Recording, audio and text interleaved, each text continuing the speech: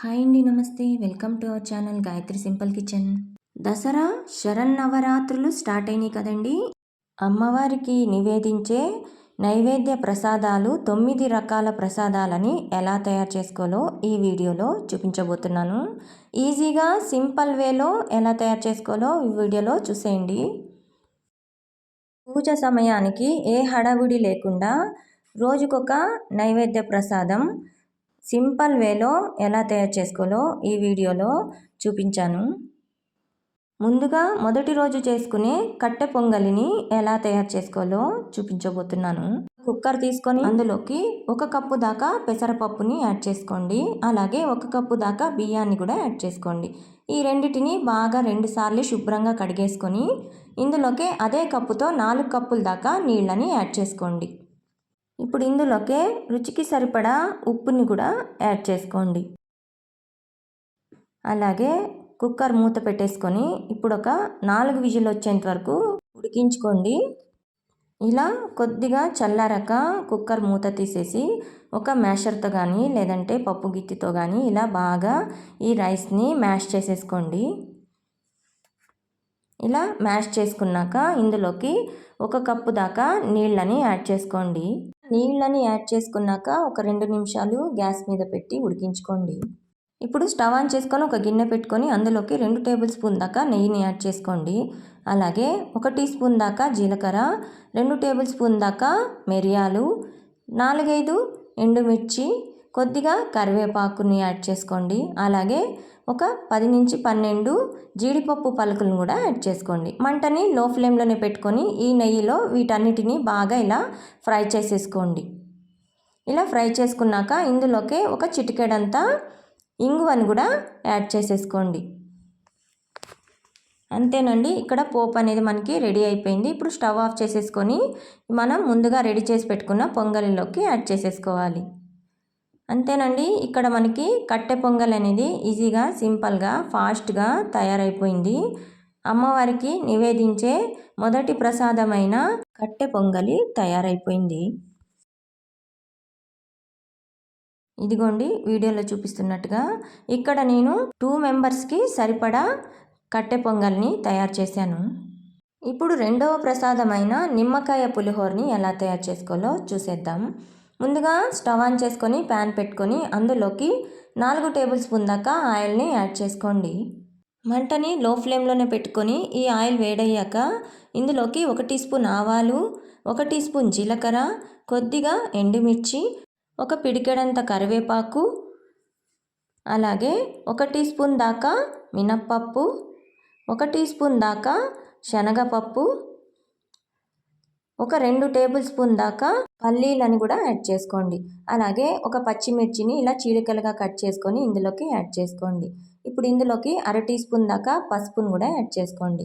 వీటన్నిటిని లో ఫ్లేమ్లోనే బాగా ఫ్రై అయ్యేంత వరకు, ఆవాలు చిటపటలాడేంత వరకు ఇలా వేయించుకోండి. ఇప్పుడు చివర్లో ఒక చిటికెడంతా ఇంగువని వేసుకోండి. ఇప్పుడు స్టవ్ ఆఫ్ చేసేసుకొని 1 కప్పు దాకా ఉడికించి పెట్టుకున్న వేడన్నాన్ని ఇందులోకి యాడ్ చేసేసుకోండి. ఈ పోపంతటిని ఇలా కలిపేసుకోండి. ఇలా కలుపుకున్నాక ఇందులోకి రుచికి సరిపడా ఉప్పుని యాడ్ చేసుకోండి. ఇక్కడ మనం నిమ్మకాయ పులిహోర చేస్తున్నాం కాబట్టి ఇదిగోండి వీడియోలో చూపిస్తున్నట్టుగా ఇలా ఒక నిమ్మకాయ తీసుకొని సగానికి కట్ చేసుకొని ఒక అరముక్క మాత్రమే ఇక్కడ యూజ్ చేస్తున్నానండి. నేను తీసుకున్న నిమ్మకాయ అనేది పెద్ద సైజు కాబట్టి నాకు అరముక్క నిమ్మకాయ జ్యూస్ అయితే పర్ఫెక్ట్గా సరిపోయింది. 1 కప్పుకి ఒక అరముక్క నిమ్మకాయ జ్యూస్ సరిపోతుంది. అంతేనండి, ఇక్కడ మనకి రెండవ ప్రసాదమైన నిమ్మకాయ పులిహోర అనేది తయారైపోయింది. ముందుగానే అన్నం ఉడికించి పెట్టుకుంటే పులిహోర చేయడం చాలా ఈజీ అండి. ఇప్పుడు మూడవ ప్రసాదమైన కొబ్బరి అన్నాన్ని ఎలా తయారు చేసుకోవాలో చూసేద్దాం. ఒక మిక్సీ జార్ తీసుకొని అందులోకి సన్నగా కట్ చేసి పెట్టుకున్న ఒక అరకప్పు దాకా పచ్చి కొబ్బరి ముక్కల్ని యాడ్ చేసుకొని మిక్సీ పట్టేసుకోండి. ఇలా పొడి పొడిలాడుతూ మిక్సీ పట్టుకోవాలి. ఇలా మిక్సీ పట్టుకొని పక్కన పెట్టేసుకోండి. ఇప్పుడు స్టవ్ ఆన్ చేసుకొని ప్యాన్ పెట్టుకొని అందులోకి 2 టేబుల్ స్పూన్ దాకా ఆయిల్ని యాడ్ చేసుకోండి. ఇలా ఆయిల్ వేడెక్కాక 1 టీ స్పూన్ దాకా ఆవాలు, 1 టీ స్పూన్ దాకా జీలకర్ర, అలాగే 1 టీ స్పూన్ దాకా శనగపప్పు, అలాగే 1 టీ స్పూన్ దాకా మినప్పప్పు, అలాగే 1 టీ స్పూన్ దాకా పల్లీలని యాడ్ చేసుకోండి. ఇందులోకి ఒక 4-5 పలుకుల జీడిపప్పును కూడా యాడ్ చేసుకోండి. అలాగే ఒక 2-3 ఎండుమిర్చి, సన్నగా చీలికలుగా కట్ చేసి పెట్టుకున్న 2 పచ్చిమిర్చిని కూడా యాడ్ చేసుకొని వీటిని ఇలా బాగా చిటపటలాడేంత వరకు వేయించుకోండి. ఇక్కడ మనకి శనగపప్పు, మినప్పప్పు కొద్దిగా కలర్ చేంజ్ వచ్చేంత వరకు వేయించుకోవాలి. ఇప్పుడు మనం మిక్సీ పట్టి పెట్టుకున్న ఈ కొబ్బరి తురుముని ఇందులోకి యాడ్ చేసేసుకోవాలి. ఇలా కొబ్బరి తురుముని యాడ్ చేసుకున్నాక ఇలా కొద్దిసేపు మంటని లో ఫ్లేమ్లోనే పెట్టుకొని వేయించుకోవాలి. ఇక్కడ నేను కొద్దిగా కరివేపాకును కూడా యాడ్ చేస్తున్నాను. వీటన్నిటిని వేయించుకున్నాక ఇందులోకి ఉడికించి పెట్టుకున్న వేడి అన్నాన్ని 1 కప్పు దాకా యాడ్ చేసేసుకోండి. ఈ అన్నాన్ని యాడ్ చేసుకున్నాక ఇందులోకి రుచికి సరిపడా ఉప్పును కూడా యాడ్ చేసుకోండి. ఇప్పుడు వీటన్నిటిని బాగా ఇలా కలిపేసుకోండి. ఒక 2-3 నిమిషాల దాకా ఇలా ఈ రైస్ని, ఈ కొబ్బరి అన్నాన్ని ఇలా బాగా కలిసేలాగా బాగా కలిపేసుకోండి. అంతేనండి. ఇప్పుడు స్టవ్ ఆఫ్ చేసేసుకొని సర్వ్ చేసేసుకోవడమే. మన 3వ ప్రసాదమైన కొబ్బరన్నం ఇక్కడ రెడీ అయిపోయింది. ఇప్పుడు మన 4వ ప్రసాదమైన అల్లం గారెలని ఎలా తయారు చేసుకోవాలో చూసేద్దాం. ముందుగా ఒక బౌల్ తీసుకొని అందులోకి 1 గ్లాస్ దాకా మినప్పప్పుని యాడ్ చేసుకోండి. ఇక్కడ నేను పొట్టు లేని మినప్పప్పుని యాడ్ చేసుకుంటున్నాను. ఇవి ఒక 250 గ్రాములు ఉంటాయండి. ఇప్పుడు వీటిని 2-3 సార్లు బాగా క్లీన్గా శుభ్రంగా కడిగేసుకొని ఇందులోకి వాటర్ని వేసుకొని ఈ మినప్పప్పు మునిగేలాగా నీళ్ళని వేసుకొని ఒక 4-6 గంటల పాటు మూత పెట్టేసి ఈ మినప్పప్పుని నాననివ్వండి. ఇక్కడ నేను మినప్పప్పుని ఒక 6 గంటల పాటు నానబెట్టుకున్నాను. ఇదిగోండి చక్కగా ఈ మినప్పప్పు అనేవి నానిపోయినాయి. ఇక్కడ ఒక స్ట్రైనర్ తీసుకొని ఈ మినప్పప్పుని అందులోకి యాడ్ చేసేసుకోండి. ఇలా నీళ్ళన్నీ దిగిపోయేంత వరకు ఒక అరగంట పాటు ఇలా వదిలేయండి. ఇప్పుడు ఒక మిక్సీ జార్ తీసుకొని ఒక 2 ఇంచులంతా అల్లం ముక్కల్ని యాడ్ చేసేసుకోండి. ఇందులోకి 2 పచ్చిమిర్చిని ఇలా తుంచుకొని యాడ్ చేసుకోండి. ఇప్పుడు ఇందులోకి కొద్దిగా ఉప్పుని యాడ్ చేసుకొని మిక్సీ పట్టేసుకోండి. ఇలా మిక్సీ పట్టుకున్నాక ఇక్కడ మనం ముందుగా ఆరబెట్టి పెట్టుకున్న మినప్పప్పుని కొద్దిగా యాడ్ చేసుకొని మిక్సీ పట్టుకోవాలి. ఇక్కడ నేను చిన్న మిక్సీ జార్ని తీసుకున్నానండి. ఈ చిన్న మిక్సీ జార్ అయితే పిండి అనేది బాగా వస్తుంది. ఇలా ఈ కన్సిస్టెన్సీలో మిక్సీ పట్టుకోవాలి. మీకు కొద్దిగా గట్టిగా అనిపిస్తే 1 లేదా 2 టేబుల్ స్పూన్ దాకా నీళ్ళని యాడ్ చేసుకొని మిక్సీ పట్టేసుకోండి. ఇక్కడ చూపిస్తున్న విధంగా ఇలా మిక్సీ పట్టేసుకోండి. అంతేనండి. మిగిలిన మినపప్పు అంతటిని కూడా ఇలా మిక్సీ పట్టేసుకొని ఇప్పుడు ఇందులోకి రుచికి సరిపడా ఉప్పుని యాడ్ చేసుకొని 1 స్పూన్ లేదా చేత్తో కానీ ఇలా బాగా బీట్ చేసుకోండి. ఒక 4-5 నిమిషాల దాకా ఇలా బాగా కలిపేసుకోండి. ఇలా కలుపుకోవడం వల్ల మనకి గారెలు అనేవి ఫ్లఫీగా వస్తాయి, అలాగే కరలాడుతూ వస్తాయి. ఇదిగోండి ఇలా చేతిని తడి చేసుకొని ఒక చిన్న ముద్దలుగా, ఒక చిన్న బాల్ సైజ్ ముద్దలుగా తీసుకొని ఇలా ఒక గరిట తీసుకొని గరిటను కూడా బాగా నీళ్ళతో కొద్దిగా తడిపేసుకొని ఈ పిండి ముద్దని దాని మీద పెట్టేసి ఇలా కొద్దిగా ప్రెస్ చేస్తూ మధ్యలోకి ఒక హోల్ చేసేయండి. అంతేనండి. ఇలా ఈజీగా గరిటెతో గారెలని వేసేసుకోవచ్చు. డీప్ ఫ్రైకి సరిపడా ఆయిల్ని వేడి చేసుకొని ఇందులోకి ఒక్కొక్కటిగా ఈ గారెలని యాడ్ చేసేసుకోండి. ఇలాగే గరిటెతో ఈజీగా గారెలని వేసేసుకోవచ్చు. ఇప్పుడు చేత్తో కూడా ఎలా ఈజీగా వేసుకోవాలో చూపించబోతున్నాను. చేతిని కొద్దిగా తడి చేసుకొని ఇలా ఒక పిండి ముద్దని తీసుకొని ఇలా మధ్యలోకి హోల్ చేసుకొని ఇలా ఆయిల్లో యాడ్ చేసేసుకోవడమే. ఇలా చేతిని తడుపుకోవడం వల్ల గారెలు అనేవి ఆయిల్లోకి ఈజీగా పడిపోతాయండి. ఇలా కొద్దిగా ఫస్ట్ వేసిన గారెలని ఫ్రై చేసేసుకొని పక్కన పెట్టేసుకోండి. ఇప్పుడు మిగతా గారెలను కూడా ఇలాగే వేయించేసుకోండి. అంతేనండి. ఈజీగా సింపుల్గా మనకి ఇక్కడ గారెలు అనేవి రెడీ అయిపోయినాయి. ఇలాగే పిండంతటిని కూడా నేను చూపించిన రెండో విధంగా చేత్తోనే ఇలా వేసేస్తున్నాను. కొద్దిగా చేయిని తడి చేసుకొని ఇలా రౌండ్గా చేసేసుకొని మధ్యలో హోల్ చేసుకొని ఆయిల్లో వదిలేసేయడమే. అంతేనండి, ఈజీగా సింపుల్గా ఇలా చేత్తో కూడా గారెలని ఫాస్ట్గా వేసేసుకోవచ్చు. ఇలా గారెలని వేయించుకోవడానికి ఇలా దళసరి అయిన కడాయిని పెట్టుకుంటే మనకి ఒక్కసారిగా 10 నుంచి 12 దాకా గారెలని వేసేసుకోవచ్చు. ఈజీగా తొందరగా కూడా గారెలు అనేవి మనకి రెడీ అయిపోతాయి. ఇలా ఈ గారెలన్నిటినీ అటు ఇటుగా తిప్పుతూ ఫ్లిప్ చేస్తూ ఇలా వేయించేసుకోండి.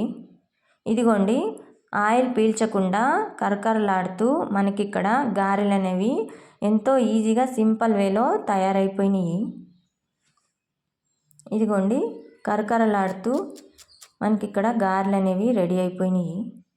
మీరు ముందు రోజు నైటే ఇలా మినప్పప్పుని నానబెట్టుకొని పెట్టేసుకుంటే నెక్స్ట్ రోజు మార్నింగ్కి ఇలా గారెలని ఈజీగా వేసేసుకోవచ్చు. ఇప్పుడు మన 5వ ప్రసాదమైన దద్దోజనాన్ని ఎలా తయారు చేసుకోవాలో చూసేద్దాం. ముందుగా ఒక బౌల్ తీసుకొని అందులోకి ఉడికించి పెట్టుకున్న వేడి అన్నాన్ని 1 కప్పు దాకా యాడ్ చేసుకోండి. ఇలా వేడిగా ఉన్నప్పుడే ఒక గ్లాస్తో కానీ లేదా మ్యాషర్తో కానీ ఇలా బాగా మెత్తగా ఈ అన్నాన్ని మ్యాష్ చేసేసుకోండి. ఇదిగోండి, వీడియోలో చూపిస్తున్నట్టుగా ప్రెస్ చేస్తూ మ్యాష్ చేసుకోండి.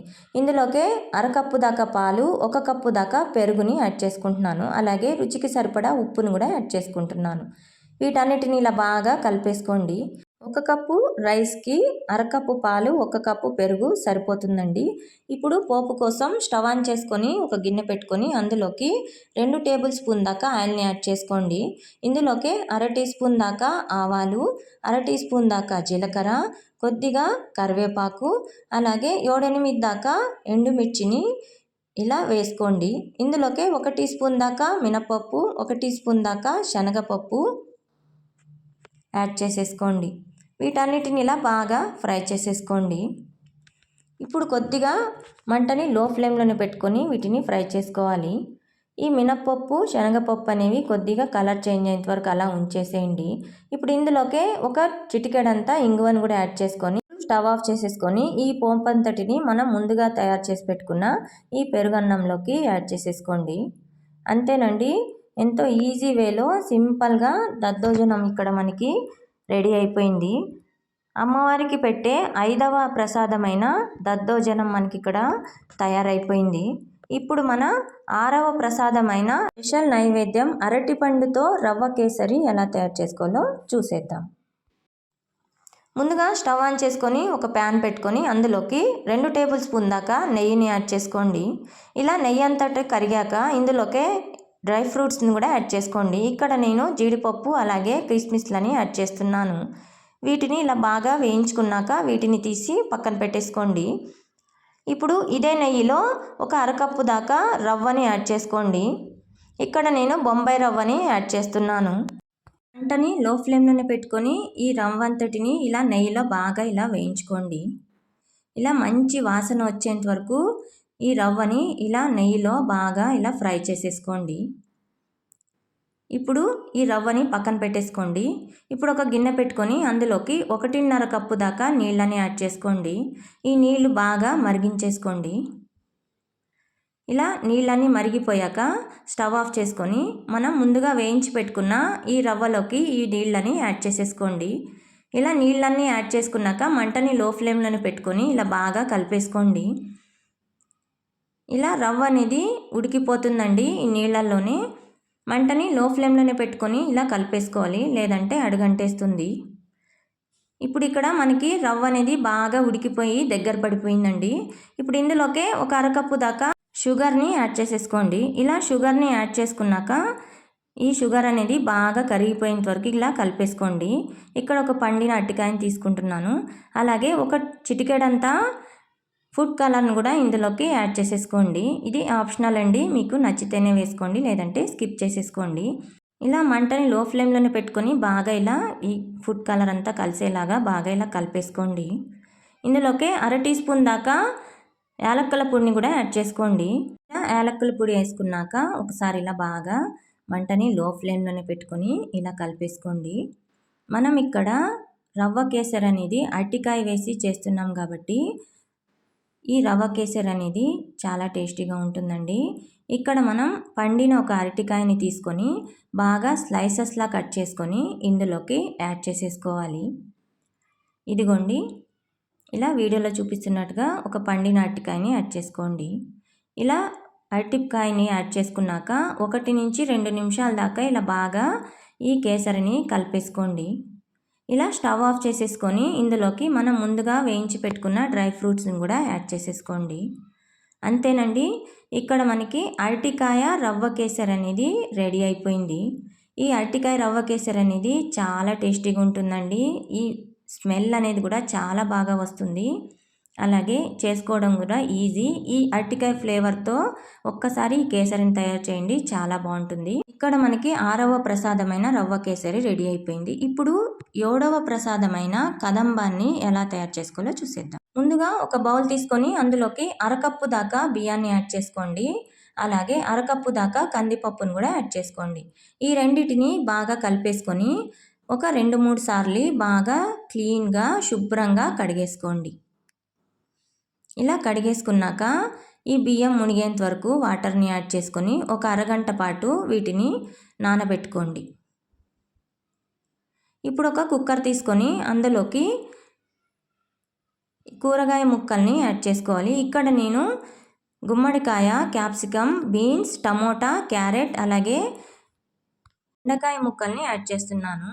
మీకు అవైలబుల్లో ఉన్న ఏ కూరగాయలైనా యాడ్ చేసుకోవచ్చు. ఇందులోకి 1 కప్పు దాకా నీళ్ళని యాడ్ చేసుకొని కొద్దిగా ఉప్పుని యాడ్ చేసుకోండి. అలాగే 1/2 టీ స్పూన్ దాకా పసుపుని యాడ్ చేసుకొని కుక్కర్ మూత పెట్టేసుకొని 1 విజిల్ వచ్చేంత వరకు ఉడికించుకొని పక్కన పెట్టేసుకోండి. ఇక్కడ నేను 1 విజిల్ ఉడికించుకున్నాను. ఇప్పుడు మూత తీసేసి ఈ కూరగాయ ముక్కలన్నిటినీ ఒక గిన్నెలోకి ట్రాన్స్ఫర్ చేసేసుకోండి. కదంబానికి గుమ్మడికాయ ముక్కలు వేసుకుంటేనే కదంబం అనేది రుచిగా ఉంటుంది. ఇప్పుడు ఇదే కుక్కర్ గిన్నెలో మనం ముందుగా నానబెట్టి పెట్టుకున్న ఈ కందిపప్పు బియ్యాన్ని యాడ్ చేసేసుకోవాలి. ఇప్పుడు ఇందులోకే 2 కప్పుల దాకా నీళ్ళని యాడ్ చేసుకోండి. ఇక్కడ మనం అర కప్పు క్వాంటిటీ తీసుకున్నాం కాబట్టి ఇక్కడ ఫుల్ కప్పు 2 కప్పుల దాకా నీళ్ళని యాడ్ చేసుకోవాలి. ఇందులోకే రుచికి సరిపడా ఉప్పు, 1/2 టీ స్పూన్ పసుపుని యాడ్ చేసుకొని వీటిని బాగా ఒక 4 విజిల్లు వచ్చేంత వరకు ఉడికించుకోవాలి. ఇప్పుడు కొద్దిగా చల్లారాక కుక్కర్ మూత తీసేసి ఈ అన్నం పప్పుని బాగా ఇలా గరిటతో మ్యాష్ చేసేయండి. ఇలా వేడి మీద ఉన్నప్పుడే కలిపేసుకుంటే బాగా మెత్తగా మ్యాష్ అయిపోతుంది. ఇప్పుడు పోపు కోసం స్టవ్ ఆన్ చేసుకొని ప్యాన్ పెట్టుకొని అందులోకి 1 టీ స్పూన్ నెయ్యి, 1 టీ స్పూన్ ఆయిల్ని యాడ్ చేసుకోండి. ఈ రెండింటిని యాడ్ చేసుకున్నాక ఇందులోకి 1/2 టీ స్పూన్ ఆవాలు, 1/2 టీ స్పూన్ జీలకర్ర, కొద్దిగా కరివేపాకు అలాగే కొద్దిగా ఎండుమిర్చిని కూడా యాడ్ చేసుకోండి. వీటన్నిటిని బాగా చిటపటలాడేంత వరకు వేయించుకొని ఇందులోకి చిటికెడంతా ఇంగువను కూడా యాడ్ చేసుకొని మనం ముందుగా ఉడికించి పెట్టుకున్న ఈ కూరగాయ ముక్కల్ని యాడ్ చేసేసుకోవాలి. ఇప్పుడు మంటని లో ఫ్లేమ్లోనే పెట్టుకొని నిదానంగా ఒకసారి ఇలా ఈ కూరగాయ ముక్కల్ని కలిపేసుకోండి. ఇలా ఒక మరుగు వచ్చేంత వరకు మరిగించేసుకొని ఇప్పుడు ఇందులోకే ఒక చిన్న చింతపండు సైజ్ అంతా చింతపండు గుజ్జుని ఒక అరకప్పు దాకా యాడ్ చేసేసుకోండి. ఇలా చింతపండు గుజ్జుని యాడ్ చేసుకున్నాక 1 టీ స్పూన్ దాకా సాంబార్ పొడిని కూడా యాడ్ చేసుకోండి. ఇలా చింతపండు గుజ్జు, సాంబార్ పొడి బాగా ఉడికేలాగా ఒక ఉడుకు పట్టేంత వరకు ఉడికించుకోండి.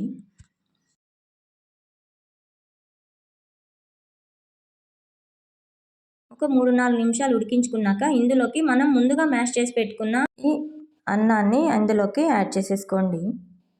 ఇలా యాడ్ చేసుకున్నాక బాగా ఇలా కలిసేలాగా ఒక 2-3 నిమిషాల దాకా కలిపేసుకోండి. అంతేనండి, మనకి ఇక్కడ 7వ ప్రసాదమైన కదంబం రెడీ అయిపోయింది. ఎంతో ఈజీగా సింపుల్ వేలో ఈ కదంబాన్ని తయారు చేసేసుకోవచ్చు.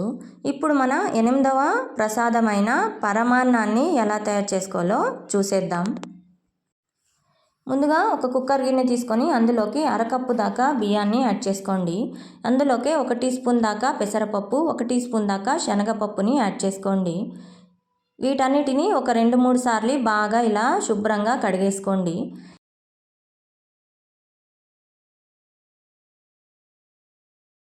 ఇక్కడ మనం పరమాన్నం చేస్తున్నాం కాబట్టి 1 కప్పుకి 4 కప్పుల దాకా పాలని యాడ్ చేసుకోవాలి. ఇక్కడ నేను 3 కప్పుల పాలని యాడ్ చేసుకొని కుక్కర్ మూత పెట్టేసుకొని ఒక 3 విజిల్ వచ్చేంత వరకు ఉడికించుకోండి. ఇప్పుడు ఈ అన్నం ఉడికేలోపు మనం బెల్లం పాకాన్ని రెడీ చేసేసుకుందాం. ఇప్పుడు స్టవ్ ఆన్ చేసుకొని ఒక గిన్నె పెట్టుకొని అందులోకి 1 కప్పు దాకా బెల్లాన్ని యాడ్ చేసుకోవాలి. ఇక్కడ మనం తీసుకున్న అరకప్పు బియ్యానికి 1 కప్పు బెల్లం పడుతుందండి. ఇలా బెల్లాన్ని యాడ్ చేసుకున్నాక ఒక 4-5 టేబుల్ స్పూన్ల నీళ్ళని వేసుకొని ఇలా బెల్లాన్ని బాగా కరిగించుకోవాలి. ఇక్కడ మనకి బెల్లం పాకం ఏం పట్టనవసరం లేదండి. బెల్లం కరిగిపోతే సరిపోతుంది. స్టవ్ ఆఫ్ చేసుకొని ఈ బెల్లం పాకాన్ని పూర్తిగా చల్లారనివ్వండి. ఇక్కడ మనకి పరమాన్నం అనేది ఉడికిపోయింది. ఇలా గరిటెతో బాగా ఇలా మ్యాష్ చేసుకొని ఇందులోకి 1 కప్పు దాకా పాలని యాడ్ చేసుకోండి. ఇక్కడ నేను టోటల్గా 4 కప్పుల దాకా పాలని యాడ్ చేసుకున్నాను. ఇలా పాలని యాడ్ చేసుకున్నాక బాగా ఇలా గరిటెతో కలిపేసుకోండి.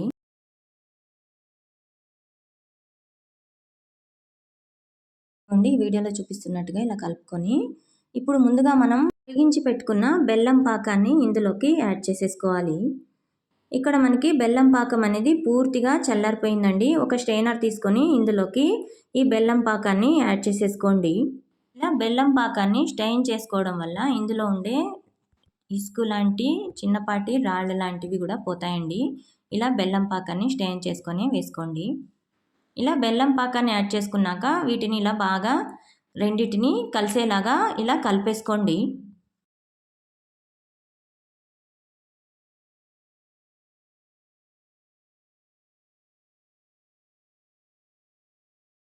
ఇలా కలుపుకున్నాక ఒక 2 నిమిషాల దాకా గ్యాస్ మీద పెట్టి మంటని లో ఫ్లేమ్లో పెట్టుకొని ఒక ఉడికొచ్చేంత వరకు ఇలా ఉడికించుకొని స్టవ్ ఆఫ్ చేసేసుకొని పక్కన పెట్టేసుకోండి.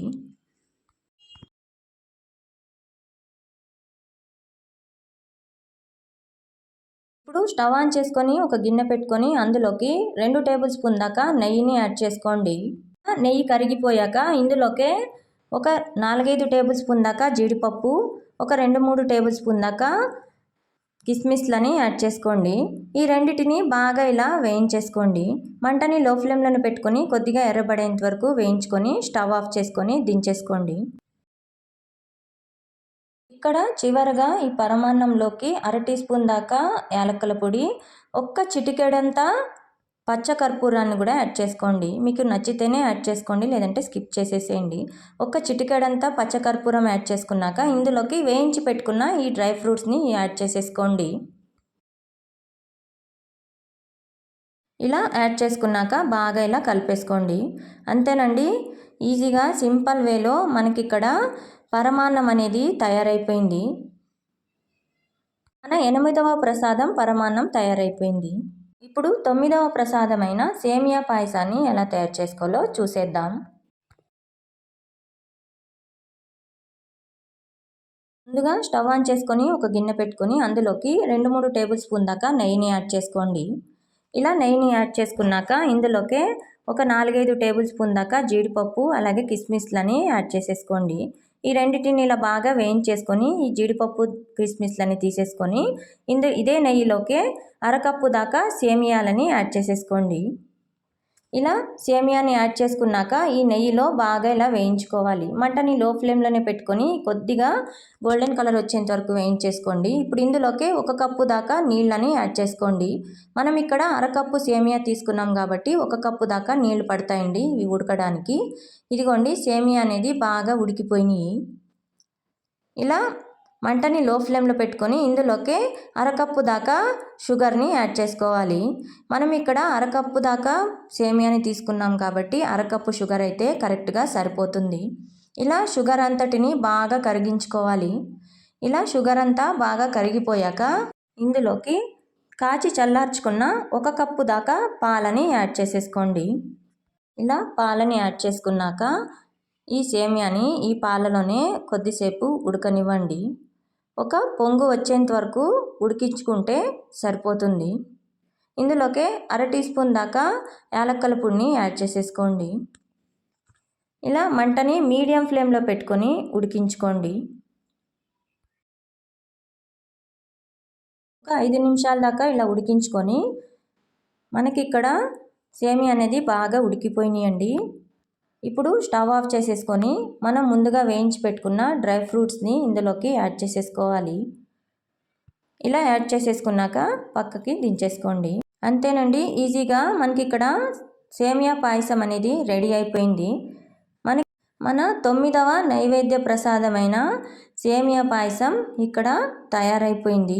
అంతేనండి, అమ్మవారికి నివేదించే నవరాత్రిలో 9 రకాల 9 నైవేద్యాలని ఈ వీడియోలో సింపుల్ వేలో చూపించాను.